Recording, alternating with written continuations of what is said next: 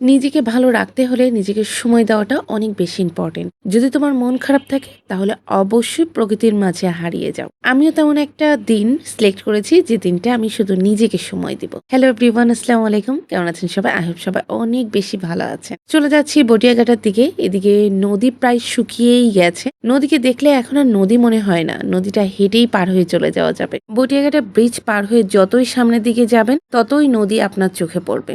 এরকম একটা দিনে আমি খুঁজে পেয়েছিলাম সূর্যমুখীর বাগান। অ্যাকচুয়ালি আমি খুঁজতে এসেছিলাম তরমুজের ক্ষেত, বাট তরমুজের ক্ষেত পাইনি, সূর্যমুখীর বাগানটা খুঁজে পেয়েছি। এদিকেই আগে দেখা যেত তরমুজের ক্ষেত। তরমুজের ক্ষেতটা ঠিক যেখানে ছিল সেখানে এখন তারা তরমুজ চাষ না করে সূর্যমুখীর বাগান করেছে। তাও ভালো, একটা কিছু তো খুঁজে পাওয়া গেছে। এই সূর্যমুখীগুলা একদম ঠিক আমার মুখের সাইজের মতো, অনেকগুলা ঠিক আমার হাইটের মতোও আছে। আমি আসলে চাচ্ছিলামই এরকম আমার মুখের মতো বড় সাইজের সূর্যমুখীর সাথে ছবি তুলতে। আমি কয়েকটা ছবিও তুলেছি, আপনারা ইতিমধ্যে এখানকার ছবিগুলো কিন্তু দেখতে পেয়েছে। আর এখানে কিন্তু বিশাল বড় সূর্যমুখীর বাগান এবং প্রত্যেকটা জায়গায় বড় বড় ফুল। ফুলগুলো অনেক সুন্দর না? আমি জানতাম সূর্যমুখী ফুল সূর্যের দিকে তাকিয়ে থাকে, সূর্য যেদিকে থাকে ফুলও নাকি সেদিকে তাকিয়ে থাকে।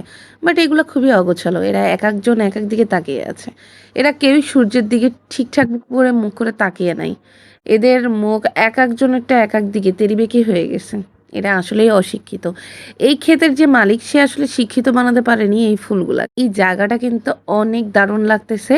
বটিয়াঘাটার মধ্যে আমি শুধু এই একটা জায়গায় ফুল দেখেছি, যে এই একটা জায়গায় সূর্যমুখীর বাগানটা আছে। আর এখানে কোথাও আমি আসলে সূর্যমুখীর বাগান দেখি নাই। এমন সুন্দর একটা প্লেসে শাড়ি পরে না আসলে কি চলে? আমি এই সূর্যমুখীর বাগানে আবার আসবো, এবার একটা লাল শাড়ি পরে আসবো।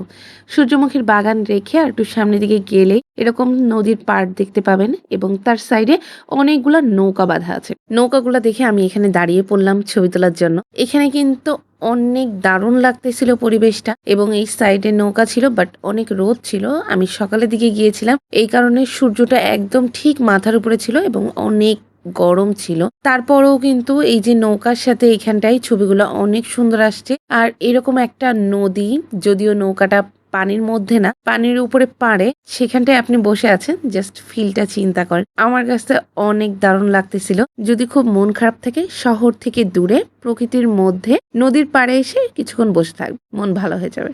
আজকের মতো এখানেই, আল্লাহ হাফেজ।